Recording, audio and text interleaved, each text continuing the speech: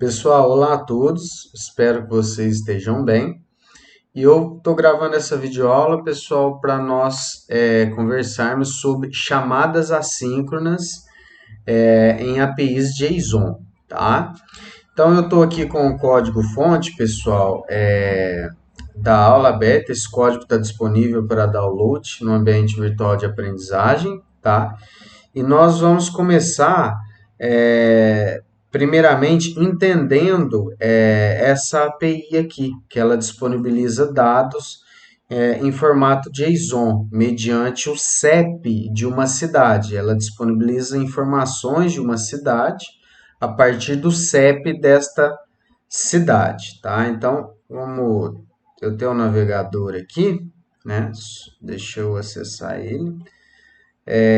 No navegador, pessoal, vocês podem perceber que aqui na barra de navegação eu digitei o endereço daquela API e após a barra ela é preparada para receber o CEP da cidade. Reparem que se eu não colocar nenhum valor, ele retorna um erro, né? Ou se eu colocar um CEP incorreto, ela também retorna um erro, né? E se eu colocar um CEP correto, né, igual o de Muzambinho, que é 37.890.000, ele retorna os dados da cidade de Muzambinho. Esses dados são retornados, conforme a gente pode observar, em formato JSON, né? Vocês podem observar que é um objeto JSON, eu tenho algumas propriedades, eu tenho o bairro, eu tenho a cidade. Dentro do objeto, ele tem um outro objeto com informações do estado de Minas Gerais, que é onde Muzambinho está localizado, né? Código IBGE. Tem mais informações aqui que é o CEP e também um outro objeto aqui com informações da cidade. E por fim o estado, tá? Então o que nós vamos fazer, pessoal? Nós vamos criar uma forma de estar buscando esses dados, de forma onde a gente informa o CEP e automaticamente ele traz os dados da cidade para nós, por meio dessa API, né, em formato JSON, tá? E só para mostrar para vocês, vocês vão perceber que no computador de vocês, caso vocês não tenham essa extensão JSON Viewer, ele não vai mostrar o objeto JSON nesse formato, né? Mais, digamos, mais bonito, né? Se você acessar sem essa extensão Chrome, ele mostra o JSON de uma forma mais não tão palpável assim, né? Fica mais difícil você ver as propriedades do objeto JSON. Então, aconselho aí quem usa o Chrome principalmente, deve ter para o Mozilla também, né? Adicionar essa extensão aqui, que ela possibilita essa visualização mais amigável, tá certo? E vocês podem observar que quando eu instalo, ela aparece esse JSON View aqui, que é o que possibilita eu estar visualizando dessa forma, tá ok?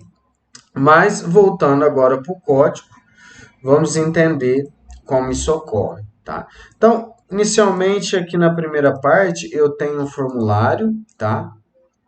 É um formulário HTML que tem um campo input onde eu digito o CEP, tá? O ID CEP, e tem um botão para submeter esse formulário, tá? Então, quando eu clicar para submeter o formulário, esses dados vão ser enviados, e aqui no campo CEP eu vou pegar o CEP para eu enviar para a API, tá?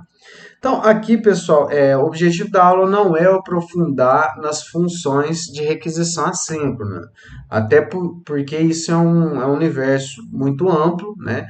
Mas, de certa forma, nós vamos dar uma pincelada nessa temática, porque é importante para a gente entender os códigos aí da aula de hoje, tá? Então, aqui, inicialmente, eu só crio uma referência no DOM para o formulário, tá? E aí, depois, eu já crio uma função assíncrona, tá? Então, o que é uma função assíncrona, pessoal? É uma função que no momento em que eu estou com a página já carregada, eu consigo fazer uma nova requisição no servidor, por meio do protocolo HTTP, sem a necessidade de recarregar a página novamente, né? Então a gente chama esse tipo de requisição ao servidor, né, de request pelo protocolo HTTP de requisição assíncrona, né? Então ela é muito útil porque ela permite eu buscar somente os dados que eu quero estar alterando aí na página, né? Eu não preciso recarregar o DOM novamente, né? Eu já estou com o DOM carregado no navegador, basta eu fazer uma requisição e buscar os dados que eu preciso e manipular o DOM via JavaScript para adicionar esses dados na página. Tá? Então, toda essa função aqui, ela começa, a função procura CEP, tá? Ela começa na linha 105 e vem até a linha 126, tá? E essa função assíncrona, pessoal, eu posso acionar a ocorrência dela, iniciar ela, né, por meio de um evento JavaScript. Tá? Então, no caso aqui, o que eu fiz? Eu peguei o formulário, coloquei um Add Event Listener nele, um ouvinte de eventos, e quando o submit for executado, quando eu clicar no botão de submeter o formulário, ele vai executar a função procurar CEP, que é uma função assíncrona. Por que é assíncrona? Porque estou usando esse async aqui na frente da função, tá bem? Só explicando um pouco mais sobre funções assíncronas, o que é uma função assíncrona? Ela retorna, a gente chama, o objeto que ela retorna é uma promise. O que é uma promise? Levando ao pé da letra em português, é uma promessa mesmo, né? Que representa um valor que ele está disponível no momento ou poderá estar disponível no futuro ou ainda em último caso, ele não poderá nunca estar disponível, né? Porque quando eu faço uma requisição dessa para uma API, por exemplo, pode ser que ele não encontre nada, pode ser que o endereço daquela API mudou. Vamos supor, eu utilizo essa API aqui no meu site comércio eletrônico para buscar o CEP, a cidade a partir do CEP, né? E aí, de repente, depois de um ano, eles vêm e mudam aqui de V1 para V2. Eles mudam a versão, né, dessa API e, de certa forma, a API 1, a V1 não existe mais, né? Então, ele vai dar um erro na hora que eu for buscar os dados nessa API utilizando uma chamada assíncrona. Então, por isso que a promessa, ele tem esse conceito, tá certo? Então, no momento aqui, eu executo a função, tá? Ele chama aqui o Prevent Default para eu não submeter o formulário por completo, eu não recarregar a página. Porque quando eu clico no botão de enviar o formulário, se eu não tiver o Prevent Default, ele vai carregar o formulário, vai enviar para o servidor e vai recarregar a página novamente, né? Então, dessa forma aqui, ele não recarrega a página novamente e não dá o submit nos dados, tá? Mas é o que eu quero exatamente. Eu só quero fazer uma manipulação no DOM, buscar essas informações na API JSON e disponibilizar isso na tela. Então, aqui eu pego as referências para o campo do CEP e para a cidade, que é um parágrafo que eu criei, onde eu vou exibir o nome da cidade, tá? E aqui eu crio um bloco, um try exception, né? Que ele vai executar esse bloco de comandos. Caso dê um erro, ele dá um alert aqui informando que deu erro, né? Caso esse bloco executa sem nenhum erro, ele vai executar normal, né? Então aqui, pessoal, o que eu faço? Primeiro, eu uso a função fetch. O que a função fetch faz, pessoal? Ela é uma API nova que tem recentemente no JavaScript, que ela, por meio desse método fetch aqui, ela possibilita de maneira fácil eu fazer uma requisição assíncrona, um request, tá? Isso anteriormente era feito e pode ser ainda feito com o XML HTTP Request, que retorna objetos XHR, tá? Só que essa forma fetch ela é um pouco mais simples. Quem já trabalhou com XML HTTP Request sabe que ele tem mais métodos para você conseguir fazer a mesma coisa que nós vamos fazer aqui com a função fetch, tá? Então, o que que ela faz basicamente? Eu passo aqui o endereço da API e passo aqui a variável dinâmica CEP, que contém, né, o valor que eu digitei lá no campo do CEP. Então, o valor que eu digitar lá no input do CEP, ele vai colocar aqui. E aí ele faz um request, tá, a essa API.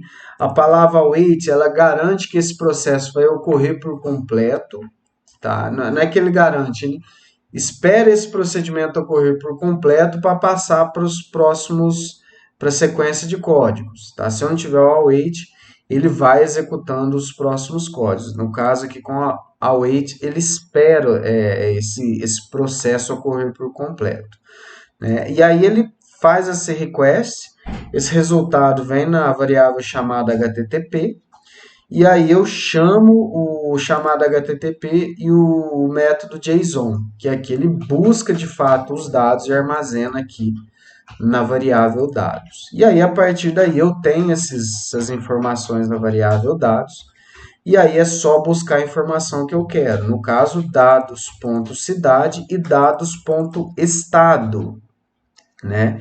Que são exatamente, pessoal, as informações aqui que eu quero, que no caso é a cidade, tá? E o estado. Se eu colocasse, por exemplo, o bairro, ele ia trazer o bairro, tá? Se eu colocasse informações desse objeto aqui internamente, código IBGE, esse nome aqui por extenso do estado, ele traria essas informações. Enfim, esse objeto inteiro agora ele está dentro da variável dados, né? E aí eu consigo manipular da forma como eu quero aqui no meu front-end, digamos, na minha interface, né? Então, por isso que o JSON é um formato assim que tem essa flexibilidade tão grande, né? Imagina a situação, esses dados são gerados por um outro sistema, com um outro banco de dados, consegue gerar esse formato JSON de forma fácil, e eu aqui numa aplicação web consigo buscar essas informações e adaptar a minha interface num site, ou numa aplicação web móvel, ou até num aplicativo, tá? Então, o JSON e as APIs, API REST aí no caso, né, ele possibilita essa flexibilidade, essa facilidade na hora de você estar buscando e enviando, né, fazendo requisições e envios de dados pela web, tá? Então, executando esse código, pessoal, no navegador, nós temos aqui essa página, tá? Eu vou entrar nela, e aí o que que acontece? Se eu digitar um CEP incorreto, ele vai dar o exception, vai dar o erro, né? Da mesma forma que se aqui eu digitar o valor do 1, ele dá um erro, né? Agora, se eu digitar um CEP, por exemplo, da cidade de Monte Belo, que é 37.115.000, ele vai retornar para mim os dados conforme eu formatei, né? Conforme eu formatei aqui nesse ponto, tá? Nesse ponto aqui. Aqui que eu formato a saída, né? Que eu dou inner HTML no cidade, que está fazendo referência lá para o meu parágrafo, tá? Vocês podem perceber que se eu colocar outro CEP de Muzambinho, por exemplo, 890, ele já traz instantaneamente, tá? Então, esse é um exemplo, tá, pessoal, que eu queria apresentar para vocês, tá bem? Eu posso ainda estar acessando outras informações, tá, pessoal, desse objeto aqui, desse objeto JSON que me é retornado. Eu posso estar acessando essas informações como estado info, por exemplo, tá certo? Dessa forma, deixa eu só fazer um teste aqui com vocês, tá? Deixa eu, tá. Cidade.estado info. Deixa eu só fazer um teste aqui, pessoal. Pera lá. 37.809.000. Ele retorna o objeto, né? E aí eu tenho que ir na informação mais interna. Deixa eu ver se...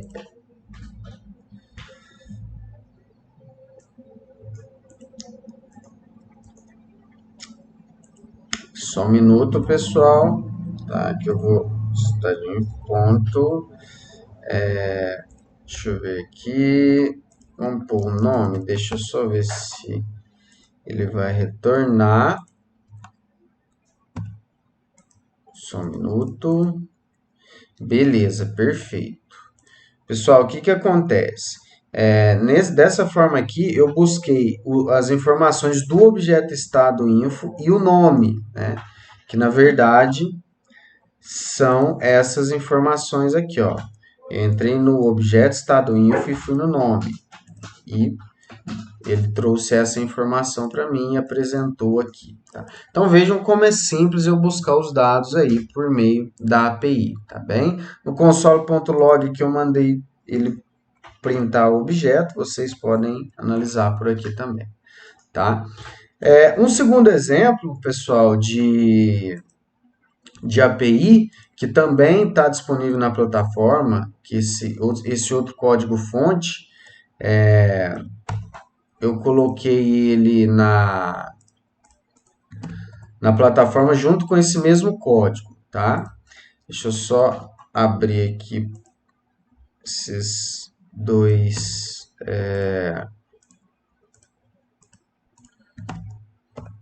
Tá, o que que acontece com essa API, pessoal? Essa API aí, ela de dados abertos, esse site é um site conhecido por ter dados abertos, tá? A gente está num momento onde a questão da transparência é fundamental, tá? Em todas as situações, seja dentro de uma empresa, seja no meio público, é importantíssimo que tenha transparência nos dados públicos, e é por isso que hoje em dia existe a lei de transparência. As prefeituras são obrigadas a disponibilizar todos os seus dados de contratos, de licitações, dos seus gastos, o Estado é obrigado, o Instituto Federal é obrigado a fazer isso. Todos os órgãos públicos existe uma legislação que obrigam eles a disponibilizar, ter sites e além de terem seus sites, disponibilizar em seus sites os dados em formato de dados abertos. O que é dados abertos? É um CSV, é uma planilha de Excel, é um JSON ou é um XML. São formatos onde eu consigo buscar esses dados e manipular eles da forma como eu quero. Então, esse portal Dados Abertos, ele tem diversos dados sobre diversas temáticas e tem lá uma parte exclusiva para dados do corona, né? E aí eu achei esse dataset, essa API, desculpa, que ela tem dados aí do corona. Eu acho que esses dados nem estão atualizados, tá? Mas é só para a gente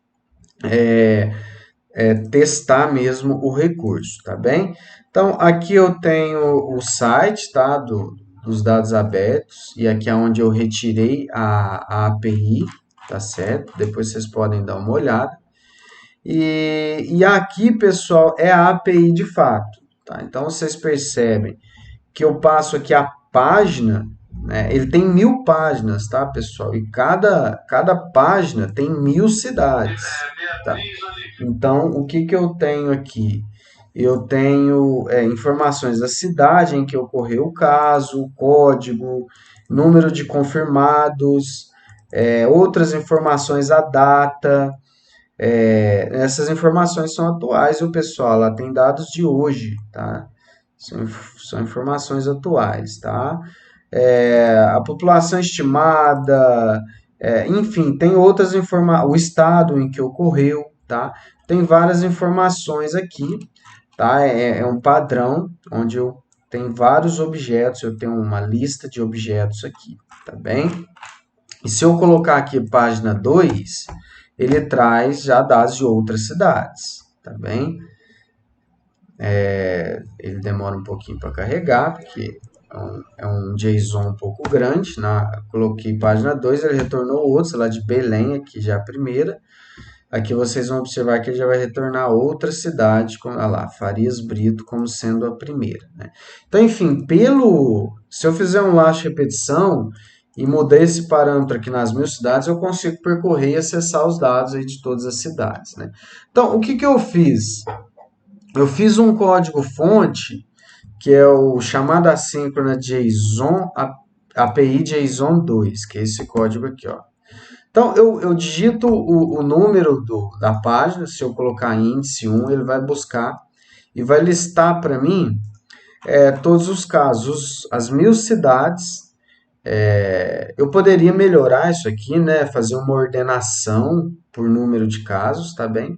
Mas eu mando ele mostrar a cidade e o número de casos, tá? Formação se eu colocar o índice 10, ele vai pegar a página 10. Se eu colocar o 100, ele vai buscar a página 100. Eu falei para vocês, tem 1000, né?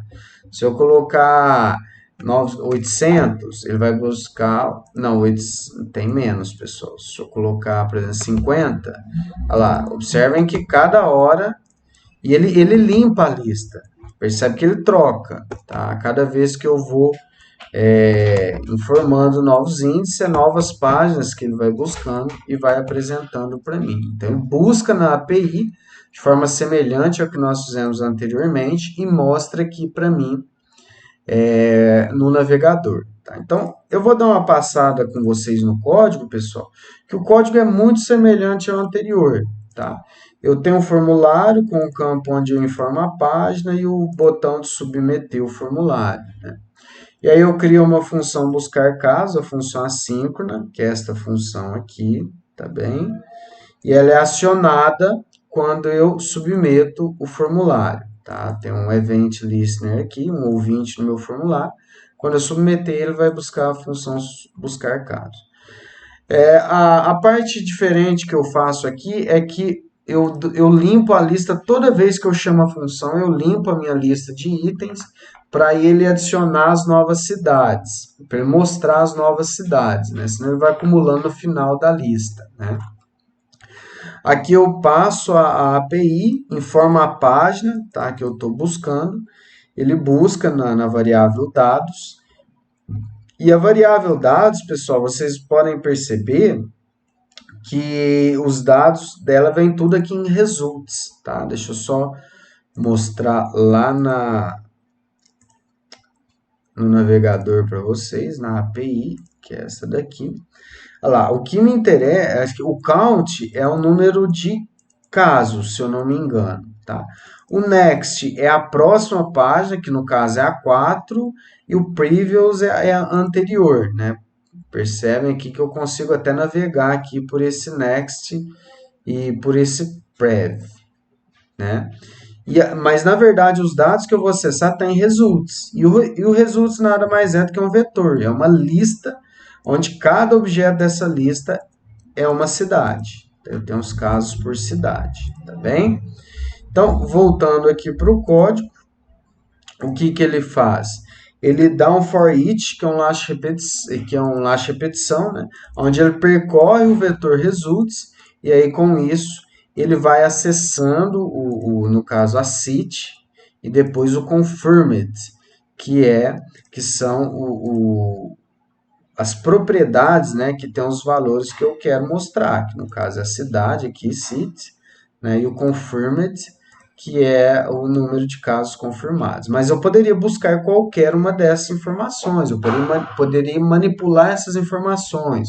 Conforme eu disse, eu poderia criar mecanismos aqui de ordenação, exibir isso em uma tabela, enfim, eu posso manipular, pessoal, esses dados da forma como eu achar que é melhor para minha interface, tá bem?